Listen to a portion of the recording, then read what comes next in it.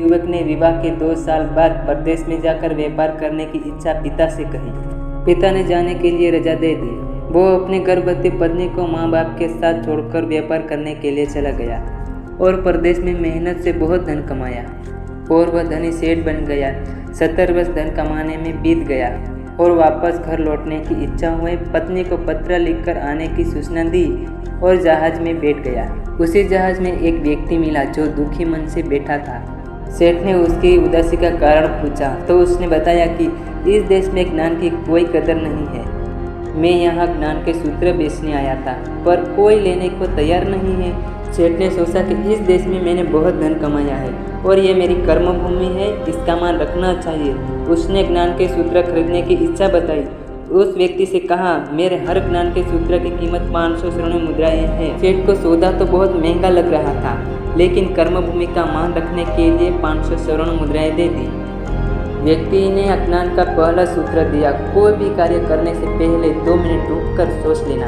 सेठ ने सूत्र अपनी किताब में लिख लिया। कई दिनों की यात्रा के बाद रात्रि के समय सेठ ने अपने नगर में पहुंचा। उसने सोचा, इतने साल बाद घर में लौटा हूँ तो क्यों न मैं चुपके से बिना खबर दिए सीधे पत्नी के पास पहुंचकर उसे सरप्राइज दूँ। घर के द्वारपालों को मौन रहने का इशारा करके सीधे अपनी पत्नी के कक्ष में गया तो वहाँ का नज़ारा देखकर उसके पाँव के नीचे की जमीन खिसक गई। पलंग पर उसकी पत्नी के साथ एक युवक सोया हुआ था। बहुत क्रोध में सोचने लगा कि मैं परदेश में भी इसकी चिंता करता रहा और यहाँ अन्य पुरुषों के साथ आज मैं दोनों को जिंदा नहीं छोड़ूंगा।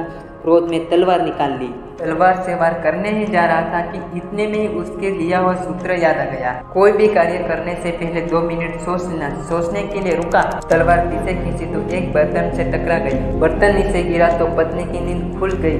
जैसे उसकी नजर अपने पति पर पड़ी वो खुश हो गई और बोली, आपके बिना जीवन सूना सूना था। इंतजार में इतने वर्ष निकले यह मैं ही जानती हूँ। सेठ तो पलंग पर सोया हुआ पुरुष को देखकर क्रोधित था। पत्नी ने युवक से कहा, बेटा उठ जा, तेरा पिता आए हैं। युवक ने जैसे ही उठकर पिता को प्रणाम करने के लिए झुका, माथे की पगड़ी पैरों में गिर गई। उसके लंबे बाल बिखर गए। सेठ की पत्नी ने कहा, स्वामी यह आपकी बेटी है। पिता के बिना इसको मान को कोई आँच न आए, इसलिए मैंने इसे बचपन से पुत्र का सम्मान ही पालन पोषण और संस्कार दिए।